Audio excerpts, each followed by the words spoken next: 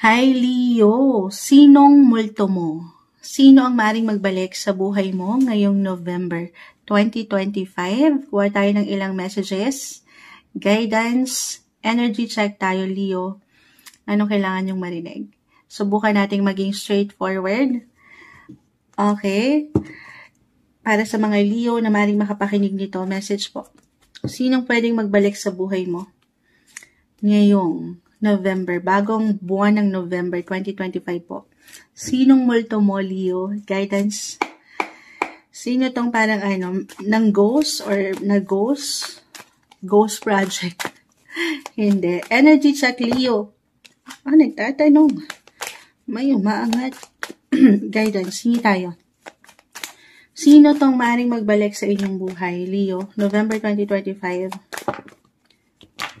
May mga umangat. Okay. 7 of Swords, guys. 4 of Swords, reverse. Okay. Talagang 4 na baraha po. 4 na baraha, consistent. Mula sa Aries hanggang sa inyo. Leo, unahin ko na si 3 of Cups.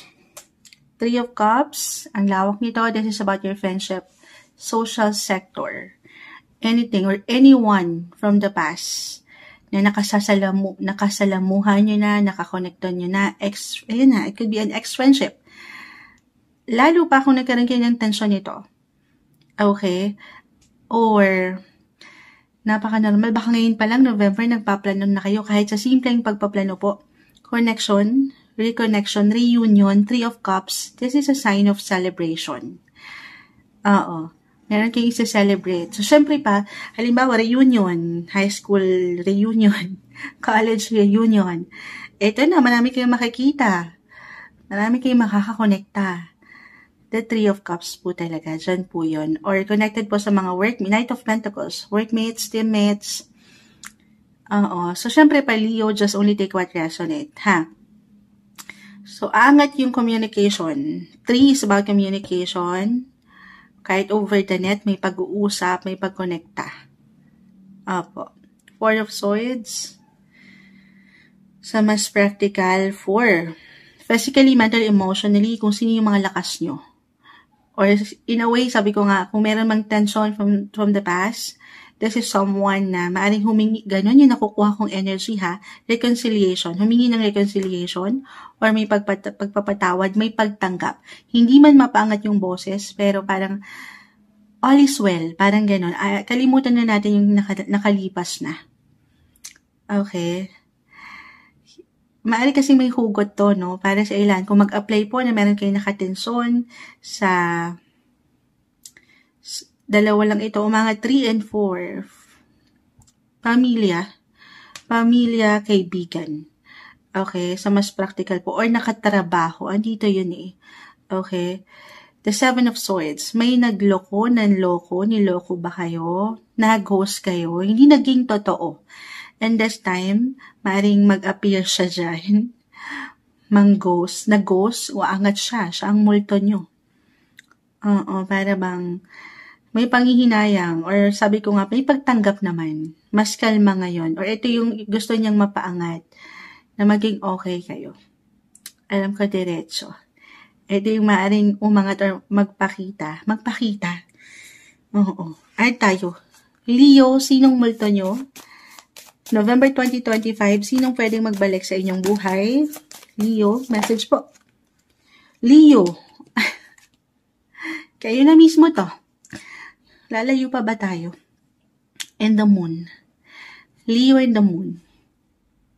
Guys, moon. May hugot talaga, no? The 7, moon, 4 of Swords. Physically, mentally, emotionally, yung iwanan kayo sa past ng ilang worry, pagkapagod, pagka-low-key ng energy, ng stress, ng hindi okay, may tension, family, home, or someone na hindi naging magaan, Leo. But this time, aangat. Okay? Aangat yan. At may pagtanggap ako. On fire na. Magiging on fire. Ito lang naman ay kung inyong pahihintulutan ha. Baka kasi ito yung enerhiya niya. Gusto niyang maayos kayo. Oo. nang wala ng anumang ganapan pa. Hindi kailangan mag-apply yun, marahil ay para sa ilan. Kasi 3 of Cups, magaan naman, maganda. 4 of Swords, maganda rin, kalma. Enjoyment, having fun, reunion, sabi ko nga, reconnection. Yung energy ni Leo, hindi kailangan yung kayo mismo, pero kayo na yan. Very positive.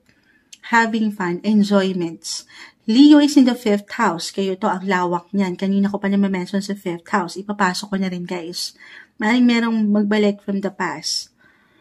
Na, ayun na, exes nyo, why not? Ex-lover, dito yun. Someone na naging malapit din sa inyong mga puso. Oo. 3, again, kahit over the net ito. Leo, 5th house, ang lawak nito, connected din sa children, why not? Andito yung pagiging mother, yung mother figure ni the moon, regardless sa inyong mga gender. Pero yung mga puso nyong mamon ay lalambot talaga ngayon, November. At maaaring may pahintulot, sabi ko, or may pagtanggap dito sa taong ito na pwedeng kumonekta if ever this month of November. Okay. Very light and love yung energy. The moon, nandito pa rin yung feelings. Pero sa mas kalma na. Okay, hopefully.